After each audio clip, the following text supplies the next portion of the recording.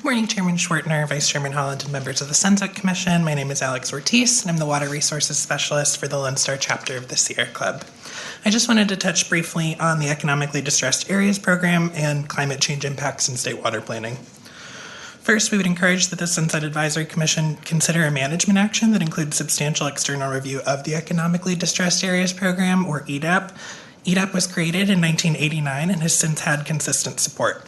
It's always important to make sure that there's equity across distributions, given the importance of how this money is spent on Texas's most vulnerable communities. By providing the maximum possible infrastructure support to our communities most in need, we will be setting up Texas for the growth we know to expect over the coming decades. Second, we'd urge the Commission to adopt management actions directing the Water Development Board to include climate science in the state water planning process, in consultation with the state climatologist, as well as providing guidance to regional water planning groups. The Water Development Board is the agency responsible under the Texas Water Code for the formulation of the state water plan, and these plans are adopted in preparation for drought conditions so that sufficient water will be available at a reasonable cost to ensure public health, safety, and welfare, further economic development, and protect the agricultural and natural resources of the entire state. The consensus of scientists across the United States and the globe is that the climate change is occurring, it's occurring now, and we know it'll have far-reaching impacts on Texans through both our agriculture and water access. Assuring the future of Texas water is one of the most important functions that the state can perform for its people, and doing so will require the most complete picture possible of both our water needs and supplies for the future. Lastly, I'd like to just thank you all for your time and the great work that the Water Development Board does. Very kind. Thank you very much. Appreciate your testimony. Amanda Fuller. And then over here, Jennifer Walker. Hi, Chairman Schwertner, Vice Chairman Howland, and members of the Commission. I'm Amanda Fuller, and I direct the National Wildlife Federation's Texas Coast and Water Program. NWF is one of the nation's largest and oldest conservation organizations, and we have focused on water policy and planning in Texas for more than 2 decades with our partners in the Texas Living Waters Project.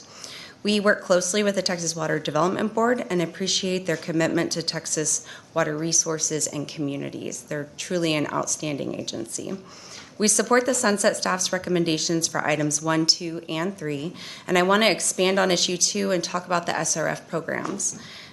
These programs are especially important now as nearly $3 billion from the bipartisan infrastructure law is coming to Texas over the next 5 years.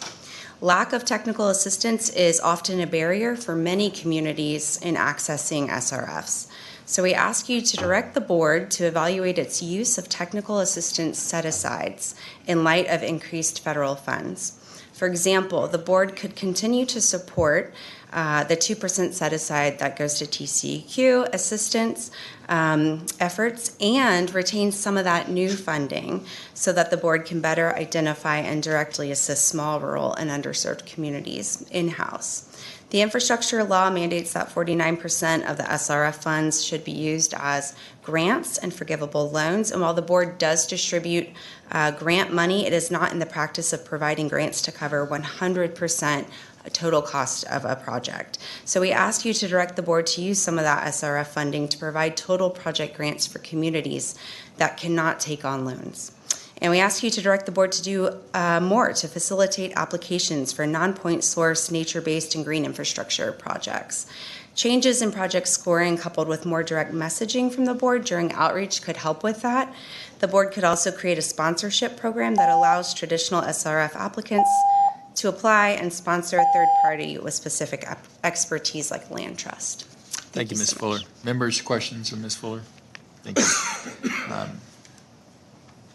Jennifer Walker, then Daniel Goshen and Catherine Romans. Ms. Walker, please say your name again. Good afternoon, Chairman and Commission members. My name is Jennifer Walker, and I'm the Deputy Director of the National Wildlife Federation's Texas Coast and Water Program. I appreciate the opportunity to speak to you all today about the Texas Water Development Board and the water planning process. The state water planning process is a flagship program for our state. The board administers the process effectively in many ways, yet it has limited oversight and does not provide clear guidance on some important aspects of the planning process. This can lead to inconsistent planning across regions and a lack of a clear approach on some important issues, such as how to address climate climate change-driven impacts to water supply, how to evaluate long-term consistency with the protection of the state's natural resources, and how to approach water conservation and drought management as a water supply strategy. To ensure that we have the strongest water plan possible, we recommend requiring the board to provide guidance to planning groups on how to incorporate climate-driven uncertainty into our planning process. We recommend requiring the board to provide conservation, drought, and water loss data that it collects to planning groups, along with clear guidance and assistance, if necessary, on how to utilize the data to develop resilient water management strategies. And next, the Texas Water Code directs that the board may only approve a regional water plan upon determination that's consistent with the long-term protection of the state's water resources, agricultural resources, and natural resources. A meaningful and quantitative review of that consistency is currently lacking in the planning process, particularly for the protection of water resources and natural resources. Plans that are not consistent with the long-term protection for both surface water and groundwater are not realistic roadmaps for action or for meeting the state's water needs. Finally, our plans must include environmental flows and natural resource protection as water use categories. Without proactively planning to meet these needs now and in the future, we will come up short. Thank you for the opportunity to comment, and thank you for your service on the commission. Thank you, Ms. Walker. Members' questions of Ms. Walker? Thank you. Ms. Goshen? Good afternoon. Thank you, Chairman Schwartner, Vice Chairman Holland, and members of the Commission. My name is Danielle Goshen, and I am the Policy Specialist/Counsel for National Wildlife Federation here in Texas. I appreciate the opportunity to speak to you all today. The TWDB plays an important role in ensuring a prosperous water future for Texas. We believe that such a future ensures that the needs of Texans and our natural heritage are met. As climate change and development continues to strain our water resources, water conservation will only continue to play an important role in shoring up our future water supplies. Indeed, nearly 30% of recommended water management strategies in the 2022 State Water Plan call for conservation of existing water supply through demand reduction and increased efficiency. However, as outlined in the staff report, it has been challenging for the TWDB to meet its conservation goals under SWIFT. While we agree with the staff report recommendations that analysis is needed by the board, smart planning can also help Texas mitigate water losses and expand water conservation efforts across the state. First, the Water Conservation Advisory Council should be required to provide updated guidance on conservation targets in gallons per capita per day for use by regional water planning groups. These should be updated every 10 years in order to keep up with new technologies and to ratchet up conservation efforts over time.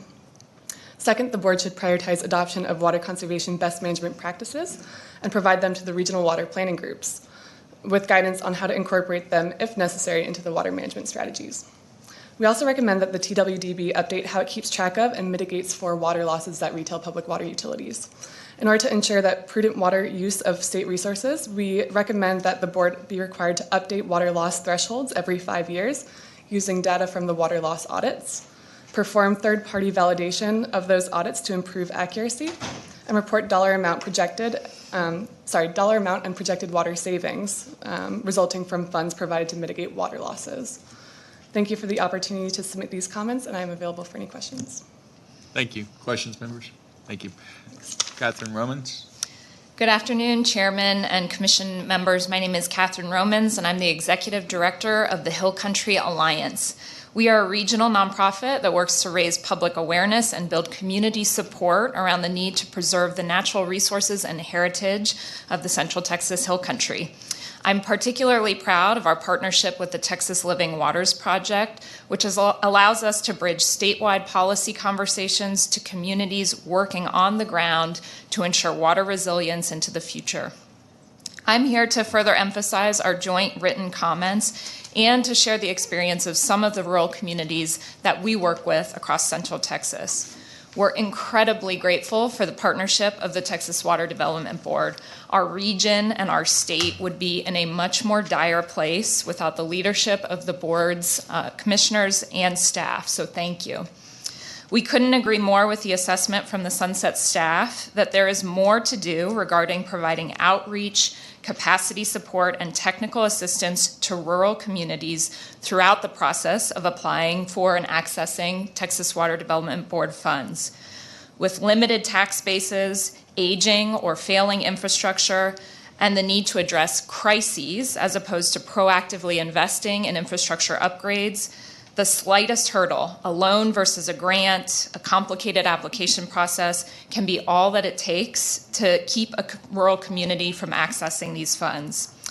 We work with small towns all across the Hill Country. They are facing incredible water challenges. Some examples: a town's wastewater plant is in the floodway and at risk of being inundated by increasingly frequent mega rain events. A city's drinking water supply that's been cut off multiple times in the last few years because of error, leaks, or power outages. The list goes on and on. We're here to urge you to think creatively about how the Water Development Board increases its access to these rural communities. Thank you very much. Thank you, Ms. Romans.